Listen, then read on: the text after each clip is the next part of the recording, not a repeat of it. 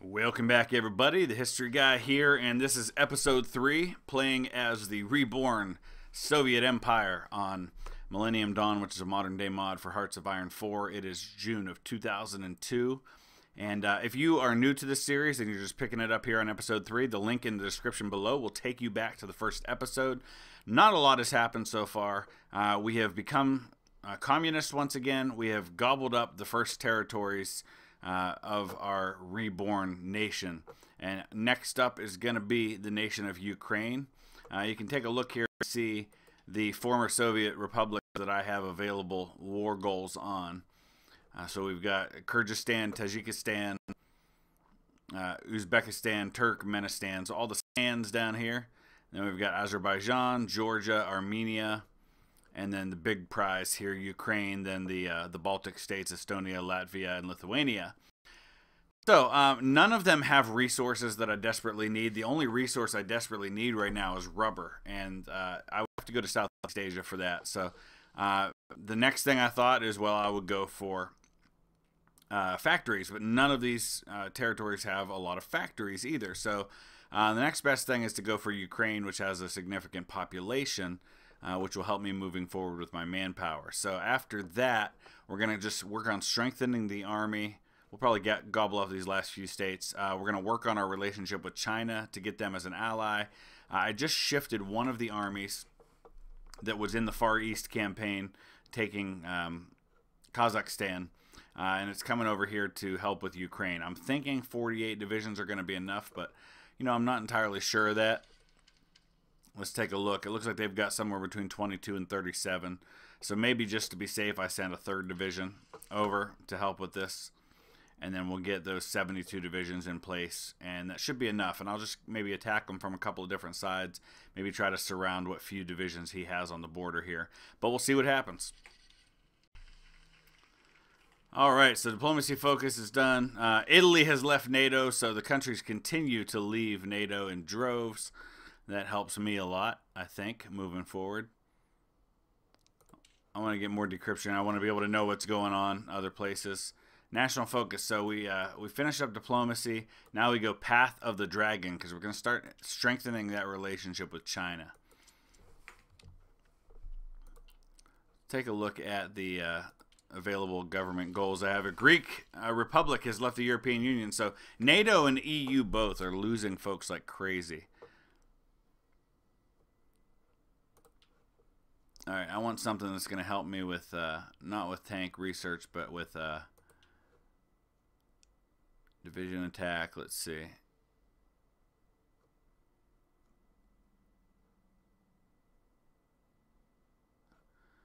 I guess we'll go with division attack for now.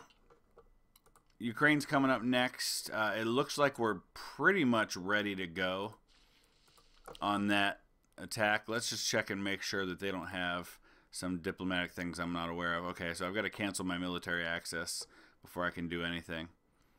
And then we'll go ahead and declare war. It is July of 2002. This is something Putin wants to do, but of course I'm not Putin anymore. All right, here we go. I know at some point I'm going to attack one of these countries and it's going to tick off the wrong people, but I don't think we're there yet. Sweden leaves the EU. The EU is collapsing. And we're coming at Ukraine from all sides here. So I would guess this will go pretty fast. All right, once again, I've lost only about 1,000 men. I've inflicted 10,000 casualties. Air superiority. This is not okay. All right, timeout. We've got naval combat in the Black Sea. We've got to get some of these, some of this other air power down here. Turn the tide in this air superiority issue that I'm having.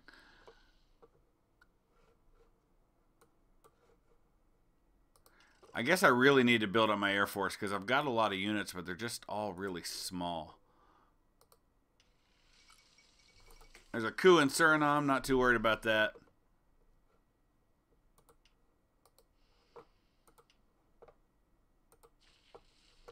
All right, I guess we're not going to need the air power because we're we're marching on Ukraine so quickly that it doesn't matter a whole lot. 16,000 casualties to his 54,000. I outnumber him about 5 to 1. Another week or so, this should be about over because we're about to hit most of his major cities.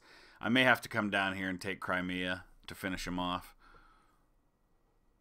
Oh, it looks like we've got a little bit of an issue here where he's kind of coming over and surprising me a bit. So let's send a couple divisions over here just to cover that. I forgot he was able to attack from Crimea to the east.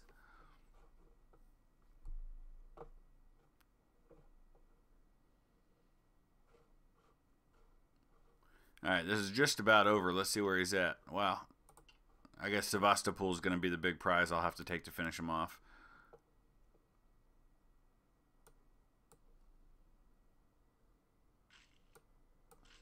Alright, let's march down there and take it.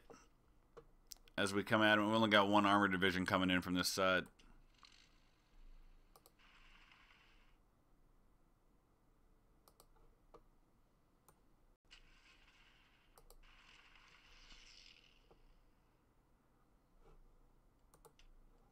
Alright, that should do it.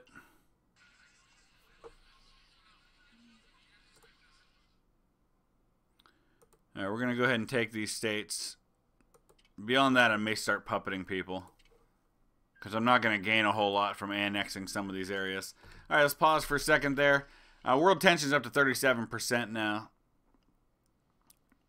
My latest little jaunt into territory has kind of caused it to go up a little more, but we're going to stop there for now. I don't think there's a lot more to be gained from conquering existing territories. It looks like even though Poland is in NATO, they are in fact communist, which is kind of interesting. So we'll have to wait and see if we can start getting some of these countries who have left NATO to join something else. Italy's in no faction, so maybe we start boosting our party's popularity there. Do they have a communist presence? They do, 8%. Okay, cool. So I've got the political power to do that, and not a lot else that I want to really spend political power on. So we can do that. We'll start boosting the communists in Italy. It'll be nice to have a presence in Central Europe. Let's take a look at France. Where are their communists at? Oh yeah, let's deal with that. So France's Communist Party is non-existent. Oh wait, there we go. It's only about almost 2%. How about Germany? Germany's not in a faction either. They have socialists at 10%, but no communists. Alright, so not really an option there. We've got 3 nukes now. We've got 3 reactors built, so we're building 3 new nukes a year. I'm gonna have to reorganize my air power because they're all in these really small units, and that's just not going to cut it. So I'm going to disband some of them and then rebuild with a few instead, but I'll do that off screen. So we're about halfway to Path of the Dragon. We're going to get the Gen 4 bombers here in a minute. So let's take a look at where our air power stands. It's 2002, so we're pretty much caught up. We can start getting unmanned aerial vehicles. How about land doctrine? Okay, we're continuing on that too. Alright, we'll go here. I also, at some point, I want to, there's something I can choose over here where I can fight the oligarchs if I get down here. And I can get rid of this national spirit that I have that's causing a 10% reduction in political power gain and factory output. So we'll deal with that at some point very soon. Alright, Path of the Dragon complete. Let's go ahead and choose our next national focus.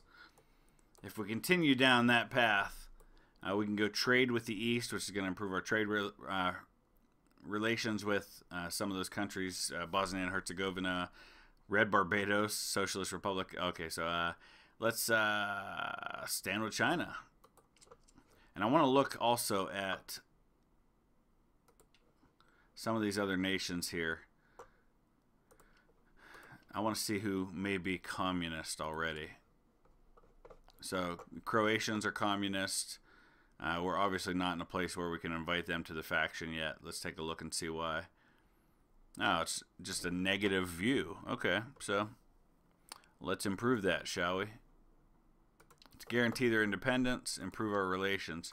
We're just going to start making friends among our communist brethren.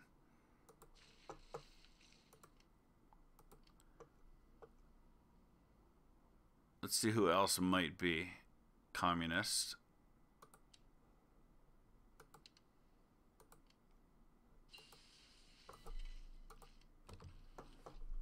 Oh, we got another one in Hungary. Very nice. A lot of communist countries right now in Europe. This is nice to see. So that's all going to cost a lot, so I'm going to be making very few political PowerPoints right now, but that's okay. I don't think I really need radar.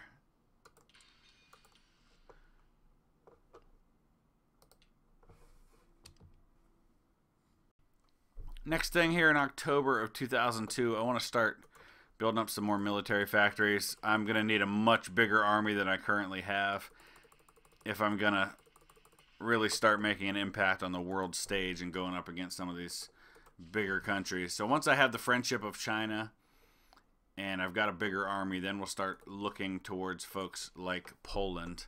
But they're still a part of NATO, so I don't think I'm going to go there yet. I'm going to have to look at countries that aren't in a faction. How about Finland? Let's look at their situation. They're in no faction. They've got 13 factories and not a lot in terms of resources that I don't already have. So unfortunately, there's really nothing in Scandinavia that I want. I guess I've got to look east. But I don't think even places like Mongolia do. What I desperately need is a country like Vietnam, who's got a nice stash of rubber. Oh, here, Thailand's who I really want. But that's going to take a lot of work to be able to go after someone like Thailand. So in the meantime, I guess we'll start producing some rubber factories of our own. That's probably the easiest thing to do.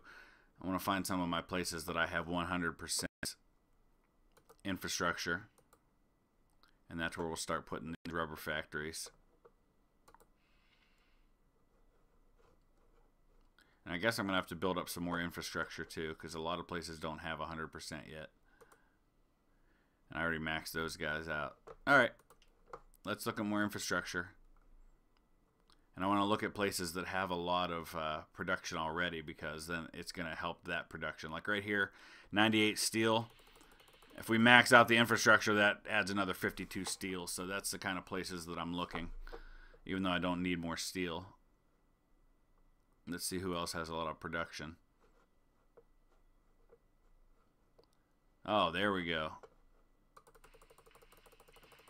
That's going to radically increase the amount of chromium I'm producing, even though I don't really need that either. But the more I have, the more I can trade. So that's kind of the attitude I'm taking with this. And trade's kind of a backdoor way to getting more civilian factories. There's a bunch more aluminum there. Alright, I think that's probably good for now. November 2002, we just finished Armored Spearhead. I'm just kind of reorganizing my military a little bit. I have gotten most of my air wings, at least over here, a little bit more organized and condensed. And we're continuing to work on boosting the popularity of the Communist Party in Italy. Let's take a look and see how that's coming along. All right, they're up to 19% now. And we'll see like how fast that's growing. It looks like it's growing pretty fast, a percent every 10 days or so. So that's significant. Hopefully we'll see them as the majority party within a couple of years. And then that becomes a nice friend to have there in Central Europe. I want to look and see. Let's look at the faction map mode for a second. Who's left in NATO? We've got, looks like the Czech Republic, Hungary, even though they're communist, Communist Poland. And then, of course, we've got the Netherlands and Belgium, Luxembourg, France, Great Britain, not Great Britain, the United Kingdom, Portugal, Spain. Oh, this is the Northern Alliance. That's kind of cool. Good for them. I don't see anybody else in it, but all right, so there's stand with China. So things are coming along nicely in our buddy time with China. We're also going to seek Pakistani friendship at some point, but I don't think quite yet. I think at this point we're going to go work on trade. No. Let's look this way. We're going to focus on the oligarchy. We're going to deal with that. We're going to continue to focus on helping our economy. My military factories, I've got some new ones, so I've got to figure out where that production goes. Looks like more than anything I could use some more mechanized main battle tanks, so we'll go there for now because I've got plenty of steel. Alright, so we're good. Right now we're working on, let's say, construction-wise, we're going to start building those rubber factories here. They're coming along. I'll probably need to do something with research so I can upgrade those rubber factories beyond level 1. But in the meantime, I might queue up a few more of those in some places. Let's see, Novigrad, they're kind of maxed out, so that looks like a good spot to do that. December 2002, I've decided to, I think I'll go ahead and start converting some of my civilian factories to military factories, especially if I'm going to be trading more, because it's relatively quick and cheap to do that, and it'll be a good way to maximize the number of military factories that I've got at a low cost. It only costs about $2,000 to convert one, whereas let's see what it takes to build a military factory. Building a new one costs $7,200, and I don't think I really need that many civilian factories right now. Now let's take a look and see where we are on, what was it I said I was going to do? Oh yeah, I wanted to look at the, it doesn't look like I have a way to kind of improve on my rubber factories that I'm making and make them a higher level. So I guess that's not really an option right now. That's fine. We can continue to become more efficient with the production though. So we'll do that. I've got to watch my manpower. It's getting kind of low again. Where am I on conscription? We still have a volunteer-only army, so we can go ahead and start. It's going to reduce my factory output a little bit, but that's going to massively improve the number of available forces that I have. So we'll see what that does. Well, there's a big one. The United Kingdom has left NATO, so NATO is crumbling. They have no major powers left. They've got Canada, Iceland, they've got Poland, France, and Spain. So honestly, if I wanted to go to war with Poland, I think now that the UK is out of the picture, it would be a good time to do that. But we're going to wait a little while longer. We're going to fight the oligarchs. We're going to gain some stability and also work toward getting rid of that corrupt oligarchy that we have going there, which will be gone at that point. We're going to gain through, wow, look at the options we've got going on down here. Encourage the birth rates. So if I do political control, which I don't think I can do because I didn't choose Russia first, so guess that's not an option.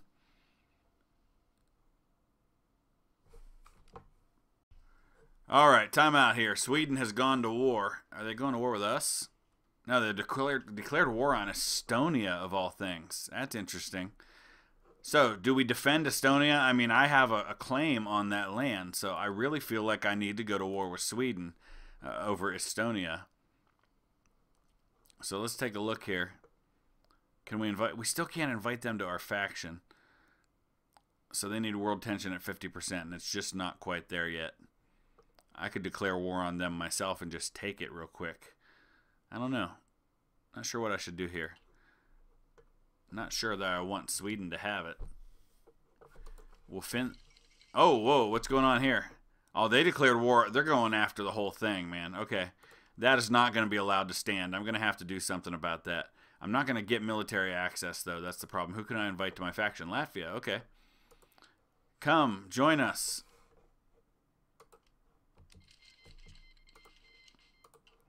All right. So let's pour some troops in there now. We're going to bring the Russian theater troops up in to this territory.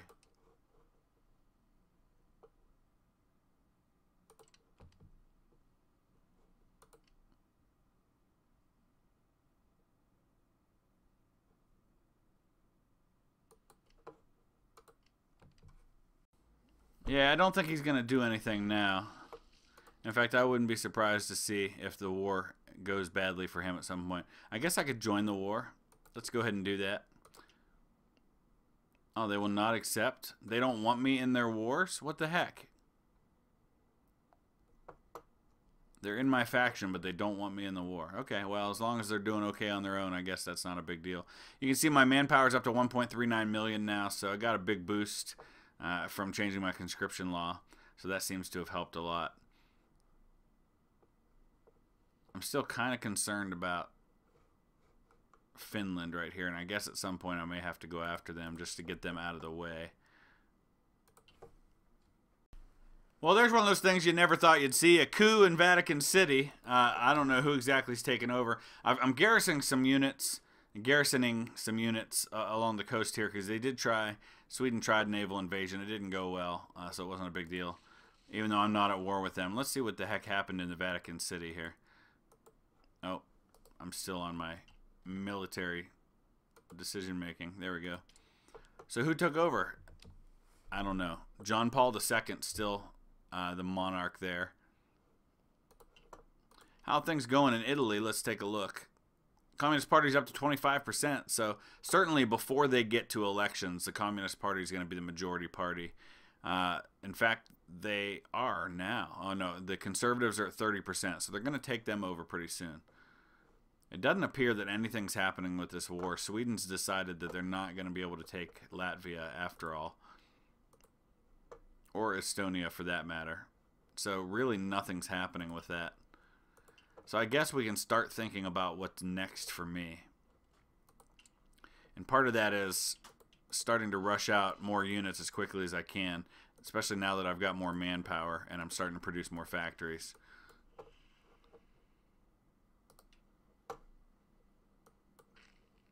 I'm up to 117 divisions. Whoa, the United States has gone to war with Iraq. Oh, it's March of 2003, so right on time, actually. So no surprise there. Fight the oligarchs is done, and we have removed that national spirit, so that actually helps. That's really nice to have. Let's take a look at what else we've got. We've got economic intervention, which is going to get some base stability and political power. Also reduces my need for consumer goods factories. But let's look elsewhere. Can we also do Path of the Bear? Okay, so that helps with some of those countries feeling good about me. We can't do Path of the Eagle because I've done Stand with China. Let's do Trade with the East next. Also, looks like Sweden has started invading Estonia, and that's not going well for Estonia. So I feel like I need to do something here. I'm just not entirely sure what. It doesn't look like they're going to let me join, so I may just have to let Estonia go. But you can see then that Latvia is moving up, and they're kind of dealing nicely with them. Why do I have exiled divisions? Oh, because Sweden took some territory here. All right, this is not going to work. We're going to have to declare war on Sweden over this, but I don't think I can do it quite that easily. I would think that since they're part of my faction, I'd be able to do that, but they still won't allow me to join their war.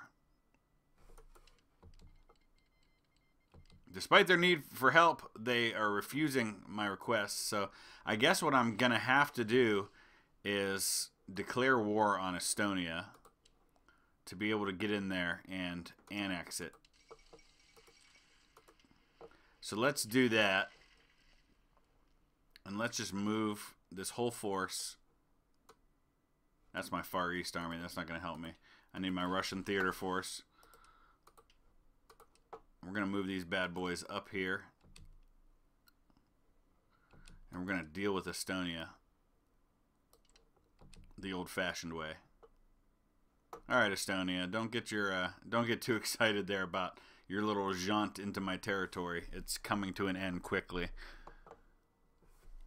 Oh, Sweden wants a non-aggression pact. Yeah, I don't think so, dude. You're the reason I had to get into this war.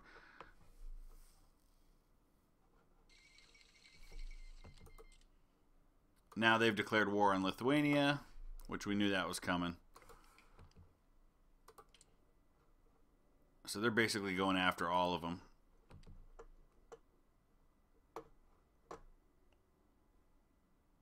So let's get moving into Estonia now.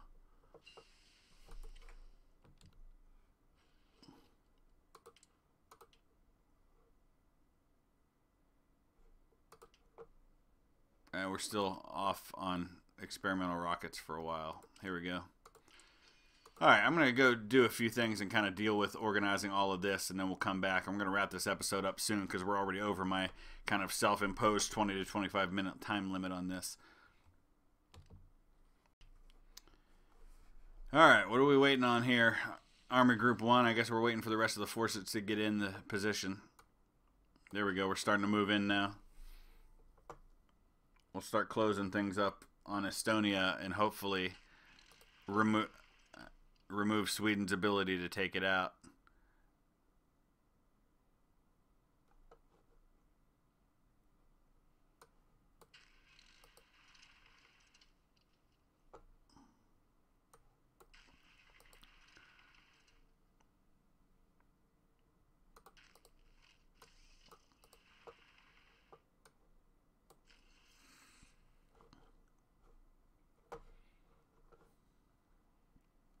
So let's see where that stands. Estonia is just about, okay, they're 100% capitulation. So hopefully I can take them now. We're going to take those states. Oh, maybe not. Because Sweden's got a role to play in all of this too, apparently.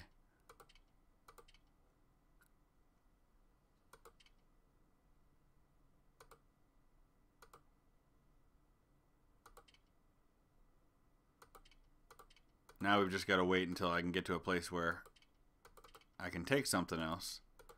Sweden's not going to be able to do it. Oh, Estonia's been puppeted. Okay. There we go. So that's that. Estonia now is part of the Northern Alliance of Sweden. It's all kind of a mess. I guess I'm going to have to go after Sweden at some point. So we're going to wrap it up right there.